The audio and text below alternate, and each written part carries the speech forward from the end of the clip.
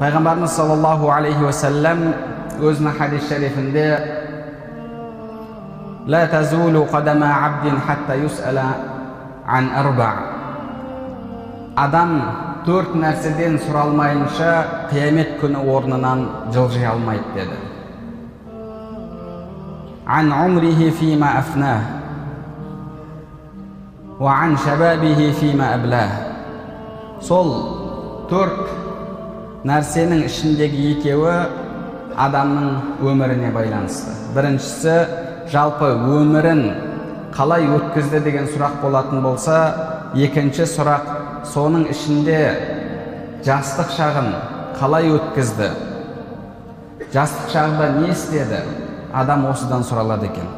Ғұламаларымыз айтады, жалпы жастық шақтың өзі де адамның өміріне кіреді дейді.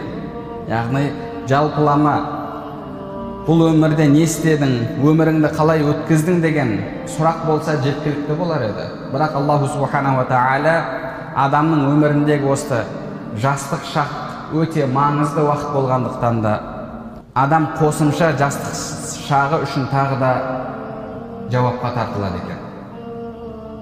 Сол үшін де Пайғамбарымыз саллаллаху алейхи ва саллям осы уақытты ғанимет білуге бізге бұйырады.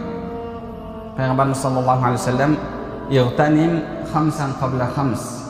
Бес нәрсе келмей тұрып, бес нәрсенің қадірін біл, бес нәрсені бағалай біл деді.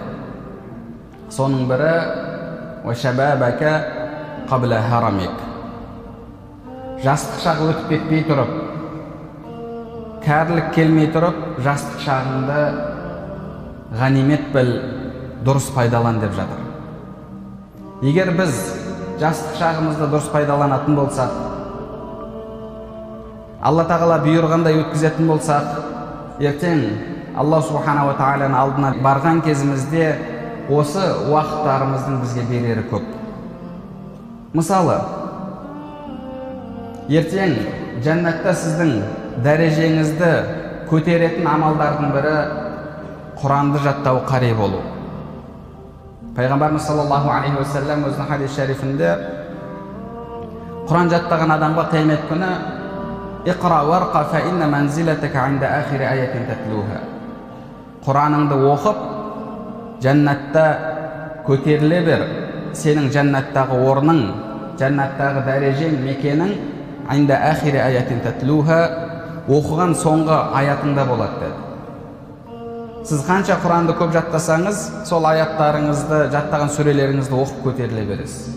Егер менің уақытым жоқ, жұмыс істеуім керек, басқа деп Құранға көңіл бөлмесеңіз, Фатихамен 4 сүре жетеді маған 4 ракат намазда оқуға деп Құранға көңіл бөлмейтін болсаңыз, ертең қияметтегі дәрежеңіз сол жаттаған сүрелеріңіздің деңгейінде болады.